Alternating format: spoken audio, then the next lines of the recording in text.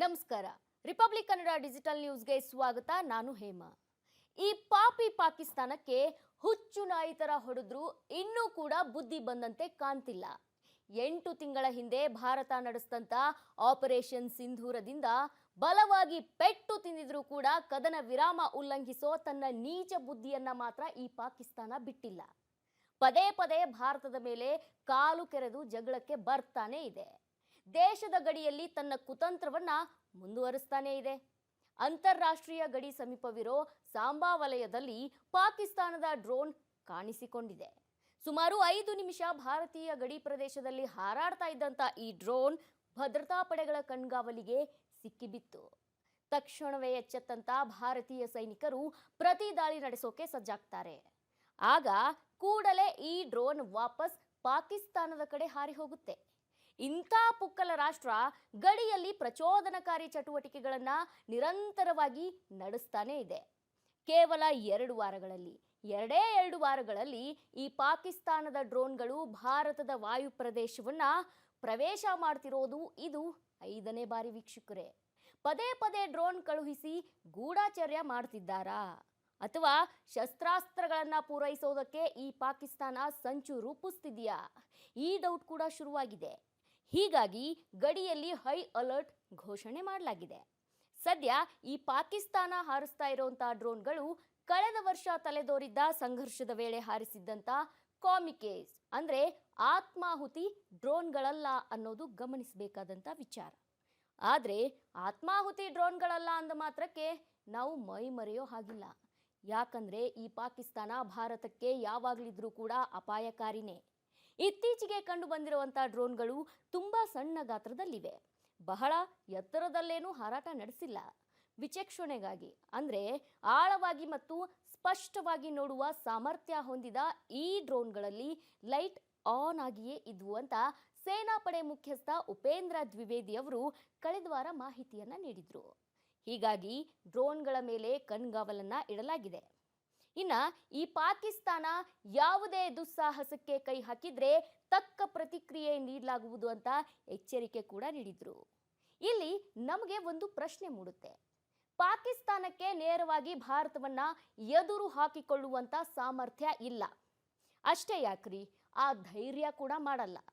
ಹಾಗಿದ್ಮೇಲೂ ಕೂಡ ಈ ನೀಚ ಪಾಕ್ ಪದೇ ಪದೇ ಡ್ರೋನ್ಗಳನ್ನ ಕಳಿಸ್ತಾ ಇರೋದು ಯಾಕೆ? ಇದರ ಹಿಂದೆ ಏನೆಲ್ಲ ದುರುದ್ದೇಶ ಇರಬಹುದು ಅಂತ ಹಲವಾರು ಆಲೋಚನೆ ಬರುತ್ತವೆ. ರಕ್ಷಣಾ ವಿಶ್ಲೇಷಕರು ಹೇಳೋ ಪ್ರಕಾರ ಭಾರತದ ರಕ್ಷಣಾ ಪಡೆಯಲ್ಲಿನ ಲೋಪಗಳನ್ನ ಪತ್ತೆ ಮಾಡೋದಕ್ಕೆ ಈ ಡ್ರೋನ್ಗಳನ್ನ ಹಾರಿಸಲಾಗ್ತಾ ಇದೆಯಂತೆ. ಅಷ್ಟೇ ಅಲ್ಲ, ಸೇನೆ ಹೇಗೆ ಪ್ರತಿಕ್ರಿಯಿಸುತ್ತೆ ಇದನ್ನೂ ಕೂಡ ಪರೀಕ್ಷೆ ಮಾಡೋಣ ಅಂತ ಪಾಕ್ ಡ್ರೋನ್ ಚಟುವಟಿಕೆ ನಡೆಸ್ತಾ ಇರಬಹುದು ಅಂತ ಅಂದಾಜು ಕೂಡ ಮಾಡಲಾಗ್ತಿದೆ. ಹಾಗಿದ್ರೆ ಈ ಜಿನ್ನಾ ಲ್ಯಾಂಡ್ ಶಸ್ತ್ರಾಸ್ತ್ರಗಳನ್ನ ರವಾನಿಸೋ ಉದ್ದೇಶವೇನಾದರೂ ಇಟ್ಕೊಂಡಿದೆಯಾ? ಈ ಅನುಮಾನ ಕೂಡ ಮೂಡುತ್ತೆ.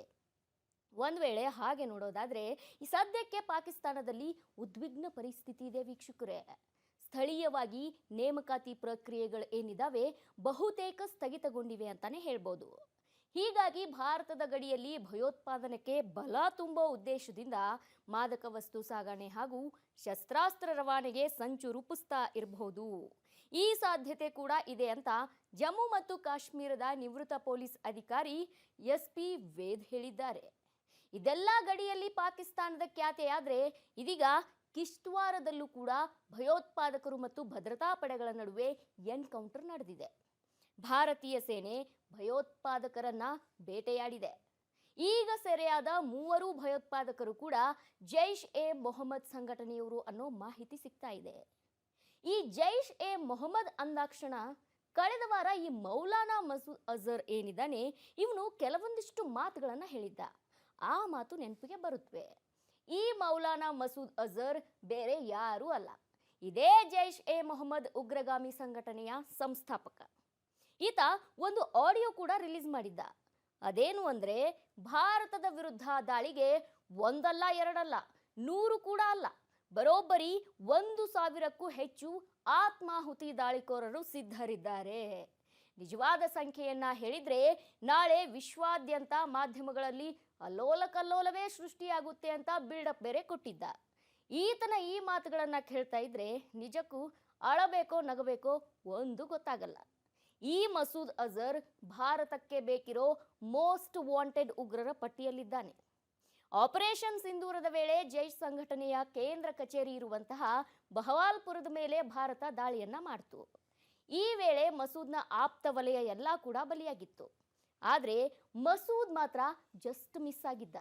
ಆಗ ಜೀವ ಭಯದಿಂದ ಪರಾರಿಯಾದಂತ ಹೇಳಿ ಈಗ ಭಾರತಕ್ಕೆ ಬೆದರಿಕೆ ಹಾಕೋದನ್ನ ನೋಡ್ತಿದ್ರೆ ನಿಜಕ್ಕೂ ಅಯ್ಯೋ ಪಾಪ ಅನ್ಸುತ್ತೆ. ಪಾಕಿಸ್ತಾನ ಎಷ್ಟೇ ಬೊಬ್ಬೆ ಹೊಡೆದ್ರೂ ಕೂಡ, ದಾಳಿ ಬೆದರಿಕೆ ಹಾಕಿದ್ರೂ ಕೂಡ ಭಾರತ ಮಾತ್ರ ಯಾವುದಕ್ಕೂ ಬಗ್ಗೋದಿಲ್ಲ. ಭಾರತದ ಮುಂದೆ ಈ ಪಾಕಿಸ್ತಾನ ಸೇನೆ ಒಂದು ನಿಮಿಷ ಕೂಡ ನಿಲ್ಲಲ್ಲ. ಒಂದು ವೇಳೆ ಭಾರತ ಪಾಕಿಸ್ತಾನದ ವಿರುದ್ಧ ನೇರವಾಗಿ ಯುದ್ಧಕ್ಕಿಳಿದ್ರೆ ಇಡೀ ಪಾಕಿಸ್ತಾನವನ್ನೇ ಭೂಪಟದಿಂದ ಅಳಿಸೋ ಸಾಮರ್ಥ್ಯ ನಮ್ಮ ಸೇನೆಗಿದೆ. ಇದಾಗಿತ್ತು ಇವತ್ತಿನ ಡಿಜಿಟಲ್ ಸ್ಪೆಷಲ್. ನೋಡ್ತಾ ಇರಿ ರಿಪಬ್ಲಿಕ್ ಕನ್ನಡ, ಇದು ನಿಮ್ಮ ಧ್ವನಿ. ನಮಸ್ಕಾರ. ರಿಪಬ್ಲಿಕ್ ಕನ್ನಡ ಡಿಜಿಟಲ್ ನ್ಯೂಸ್ಗೆ ಸ್ವಾಗತ. ನಾನು ಹೇಮಾ. ಈ ಪಾಪಿ ಪಾಕಿಸ್ತಾನಕ್ಕೆ ಹುಚ್ಚು ನಾಯಿ ತರ ಹೊಡೆದ್ರು ಇನ್ನೂ ಕೂಡ ಬುದ್ಧಿ ಬಂದಂತೆ ಕಾಣ್ತಿಲ್ಲ. 8 ತಿಂಗಳ ಹಿಂದೆ ಭಾರತ ನಡೆಸಿದಂತ ಆಪರೇಷನ್ ಸಿಂಧೂರದಿಂದ ಬಲವಾಗಿ ಪೆಟ್ಟು ತಿಂದಿದ್ರು ಕೂಡ ಕದನ ವಿರಾಮ ಉಲ್ಲಂಘಿಸೋ ತನ್ನ ನೀಚ ಬುದ್ಧಿಯನ್ನ ಮಾತ್ರ ಈ ಪಾಕಿಸ್ತಾನ ಬಿಟ್ಟಿಲ್ಲ.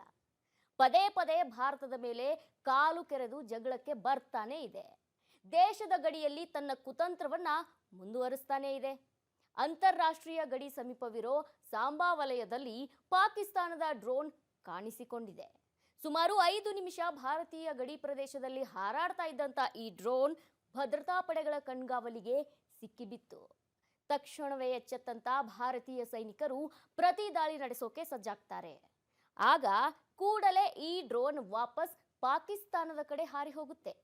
ಇಂಥ ಪುಕ್ಕಲ ರಾಷ್ಟ್ರ ಗಡಿಯಲ್ಲಿ ಪ್ರಚೋದನಕಾರಿ ಚಟುವಟಿಕೆಗಳನ್ನ ನಿರಂತರವಾಗಿ ನಡೆಸ್ತಾನೆ ಇದೆ. ಕೇವಲ 2 ವಾರಗಳಲ್ಲಿ ಈ ಪಾಕಿಸ್ತಾನದ ಡ್ರೋನ್ಗಳು ಭಾರತದ ವಾಯು ಪ್ರದೇಶವನ್ನ ಪ್ರವೇಶ ಮಾಡ್ತಿರೋದು ಇದು 5ನೇ ಬಾರಿ ವೀಕ್ಷಕರೇ. ಪದೇ ಪದೇ ಡ್ರೋನ್ ಕಳುಹಿಸಿ ಗೂಢಚರ್ಯ ಮಾಡ್ತಿದ್ದಾರಾ ಅಥವಾ ಶಸ್ತ್ರಾಸ್ತ್ರಗಳನ್ನ ಪೂರೈಸೋದಕ್ಕೆ ಈ ಪಾಕಿಸ್ತಾನ ಸಂಚು ರೂಪಿಸ್ತಿದೆಯಾ? ಈ ಡೌಟ್ ಕೂಡ ಶುರುವಾಗಿದೆ. ಹೀಗಾಗಿ ಗಡಿಯಲ್ಲಿ ಹೈ ಅಲರ್ಟ್ ಘೋಷಣೆ ಮಾಡಲಾಗಿದೆ. ಸದ್ಯ ಈ ಪಾಕಿಸ್ತಾನ ಹಾರಿಸ್ತಾ ಇರುವಂತಹ ಡ್ರೋನ್ಗಳು ಕಳೆದ ವರ್ಷ ತಲೆದೋರಿದ್ದ ಸಂಘರ್ಷದ ವೇಳೆ ಹಾರಿಸಿದ್ದಂತ ಕಾಮಿಕೇಸ್ ಅಂದ್ರೆ ಆತ್ಮಾಹುತಿ ಡ್ರೋನ್ಗಳಲ್ಲ ಅನ್ನೋದು ಗಮನಿಸಬೇಕಾದಂತ ವಿಚಾರ. ಆದ್ರೆ ಆತ್ಮಾಹುತಿ ಡ್ರೋನ್ಗಳಲ್ಲ ಅಂದ ಮಾತ್ರಕ್ಕೆ ನಾವು ಮೈ ಮರೆಯೋ ಹಾಗಿಲ್ಲ. ಯಾಕಂದ್ರೆ ಈ ಪಾಕಿಸ್ತಾನ ಭಾರತಕ್ಕೆ ಯಾವಾಗಲಿದ್ರೂ ಕೂಡ ಅಪಾಯಕಾರಿನೇ. ಇತ್ತೀಚೆಗೆ ಕಂಡು ಬಂದಿರುವಂತಹ ಡ್ರೋನ್ಗಳು ತುಂಬಾ ಸಣ್ಣ ಗಾತ್ರದಲ್ಲಿವೆ. ಬಹಳ ಎತ್ತರದಲ್ಲೇನೂ ಹಾರಾಟ ನಡೆಸಿಲ್ಲ. ವಿಚಕ್ಷಣೆಗಾಗಿ ಅಂದ್ರೆ ಆಳವಾಗಿ ಮತ್ತು ಸ್ಪಷ್ಟವಾಗಿ ನೋಡುವ ಸಾಮರ್ಥ್ಯ ಹೊಂದಿದ ಈ ಡ್ರೋನ್ಗಳಲ್ಲಿ ಲೈಟ್ ಆನ್ ಆಗಿಯೇ ಇದ್ವು ಅಂತ ಸೇನಾಪಡೆ ಮುಖ್ಯಸ್ಥ ಉಪೇಂದ್ರ ದ್ವಿವೇದಿ ಅವರು ಕಳೆದ ವಾರ ಮಾಹಿತಿಯನ್ನ ನೀಡಿದ್ರು. ಹೀಗಾಗಿ ಡ್ರೋನ್ಗಳ ಮೇಲೆ ಕಣ್ಗಾವಲನ್ನ ಇಡಲಾಗಿದೆ. ಇನ್ನ ಈ ಪಾಕಿಸ್ತಾನ ಯಾವುದೇ ದುಸ್ಸಾಹಸಕ್ಕೆ ಕೈ ಹಾಕಿದ್ರೆ ತಕ್ಕ ಪ್ರತಿಕ್ರಿಯೆ ನೀಡಲಾಗುವುದು ಅಂತ ಎಚ್ಚರಿಕೆ ಕೂಡ ನೀಡಿದ್ರು. ಇಲ್ಲಿ ನಮಗೆ ಒಂದು ಪ್ರಶ್ನೆ ಮೂಡುತ್ತೆ. ಪಾಕಿಸ್ತಾನಕ್ಕೆ ನೇರವಾಗಿ ಭಾರತವನ್ನ ಎದುರು ಹಾಕಿಕೊಳ್ಳುವಂತ ಸಾಮರ್ಥ್ಯ ಇಲ್ಲ. ಅಷ್ಟೇ ಯಾಕ್ರಿ, ಆ ಧೈರ್ಯ ಕೂಡ ಮಾಡಲ್ಲ. ಹಾಗಿದ್ಮೇಲೂ ಕೂಡ ಈ ನೀಚ ಪಾಕ್ ಪದೇ ಪದೇ ಡ್ರೋನ್ಗಳನ್ನ ಕಳಿಸ್ತಾ ಇರೋದು ಯಾಕೆ? ಇದರ ಹಿಂದೆ ಏನೆಲ್ಲ ದುರುದ್ದೇಶ ಇರಬಹುದು ಅಂತ ಹಲವಾರು ಆಲೋಚನೆ ಬರುತ್ತವೆ. ರಕ್ಷಣಾ ವಿಶ್ಲೇಷಕರು ಹೇಳೋ ಪ್ರಕಾರ ಭಾರತದ ರಕ್ಷಣಾ ಪಡೆಯಲ್ಲಿನ ಲೋಪಗಳನ್ನ ಪತ್ತೆ ಮಾಡೋದಕ್ಕೆ ಈ ಡ್ರೋನ್ಗಳನ್ನ ಹಾರಿಸಲಾಗ್ತಾ ಇದೆಯಂತೆ. ಅಷ್ಟೇ ಅಲ್ಲ, ಸೇನೆ ಹೇಗೆ ಪ್ರತಿಕ್ರಿಯಿಸುತ್ತೆ ಇದನ್ನೂ ಕೂಡ ಪರೀಕ್ಷೆ ಮಾಡೋಣ ಅಂತ ಪಾಕ್ ಡ್ರೋನ್ ಚಟುವಟಿಕೆ ನಡೆಸ್ತಾ ಇರಬಹುದು ಅಂತ ಅಂದಾಜು ಕೂಡ ಮಾಡಲಾಗ್ತಿದೆ. ಹಾಗಿದ್ರೆ ಈ ಜಿನ್ನಾ ಲ್ಯಾಂಡ್ ಶಸ್ತ್ರಾಸ್ತ್ರಗಳನ್ನ ರವಾನಿಸೋ ಉದ್ದೇಶವೇನಾದ್ರೂ ಇಟ್ಕೊಂಡಿದೆಯಾ? ಈ ಅನುಮಾನ ಕೂಡ ಮೂಡುತ್ತೆ. ಒಂದ್ ವೇಳೆ ಹಾಗೆ ನೋಡೋದಾದ್ರೆ ಈ ಸದ್ಯಕ್ಕೆ ಪಾಕಿಸ್ತಾನದಲ್ಲಿ ಉದ್ವಿಗ್ನ ಪರಿಸ್ಥಿತಿ ಇದೆ ವೀಕ್ಷಕರೇ.